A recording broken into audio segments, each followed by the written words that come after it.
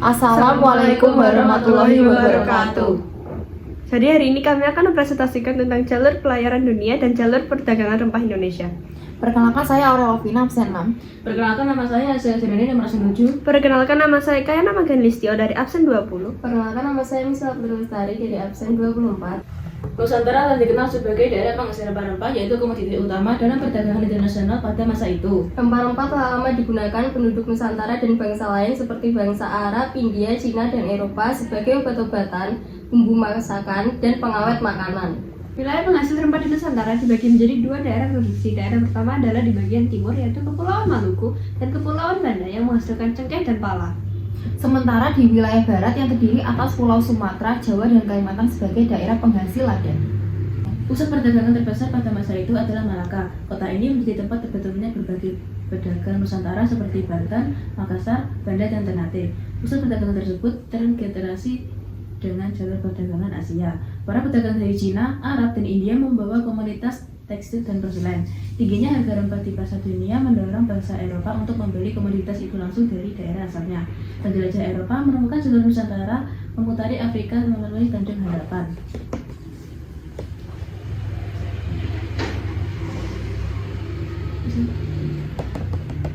Bangsa Eropa yang pertama kali di Nusantara adalah Portugis pada tahun 1510. Pada tahun 1511 dipimpin oleh Alfonso de Albuquerque. Portugis kemudian menaklukkan Malaka dan memonopoli perdagangan di sana. Para pedagang pun tidak bisa lagi berdagang dengan bebas. Akhirnya mereka pindah ke pelabuhan dagang lain. Salah satunya yaitu di Aceh yang terletak di ujung Pulau Sumatera. Dalam catatan VOC, Aceh dikatakan sebagai kota terbuka dengan jalan lebar yang berawal dari pintu masuk kota hingga menuju langsung ke istana para raja. Di timur Nusantara, pusat perdagangan terletak di Pelabuhan Makassar. Awal abad ke-17 merupakan masa kejayaan bagi wilayah ini. Di pesisir Jawa, Banten menjadi pusat perdagangan lada dan berkembang menjadi kota pelabuhan besar. Wilayah ini disinggahi oleh para pedagang dari Jawa, Arab, dan Cina. Tak hanya memproduksi sendiri, Banten juga menerima lada dari wilayah Bengkulu ke Palembang.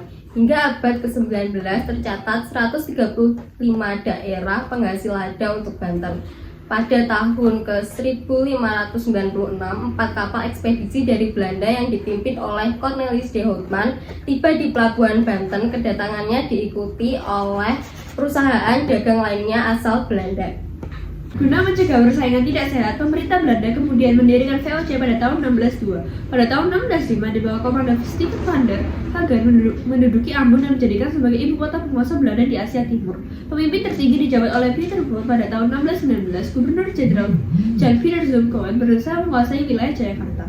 Daerah itu kemudian dinamai dengan Batavia. Kota Batavia menjadi residensi Gubernur Jenderal sekaligus pusat administrasi Belanda. Batavia juga menjadi titik temu berbagai jalur pelayaran company di wilayah Asia. Guna memonopoli perdagangan, ada VOC menggunakan berbagai langkah untuk menentukan Kesultanan Banten, termasuk melalui peperangan hingga akhirnya Banten berhasil ditunjukkan pada tahun 1684. Pada pertengahan abad ke-17, VOC melakukan penyerangan ke Makassar agar dapat menguasai perdagangan rempah di timur Nusantara dengan ditandatanganinya perjanjian bunganya. Kesultanan itu akhirnya dilakukan pada tahun 1667. Penguasa kota-kota tersebut membawa era baru bagi perdagangan Nusantara. Perdagangan Nusantara masih tetap melakukan perdagangan, hanya saja dengan rute yang lebih beragam.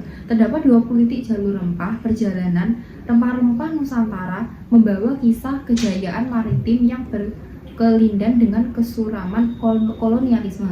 Jalur rempah membawa kekuatan yang menyatukan antar suku, bangsa, dan budaya dalam proses pembentukan bangsa Indonesia. Sekian dari kami. Wassalamualaikum warahmatullahi wabarakatuh. Dadah.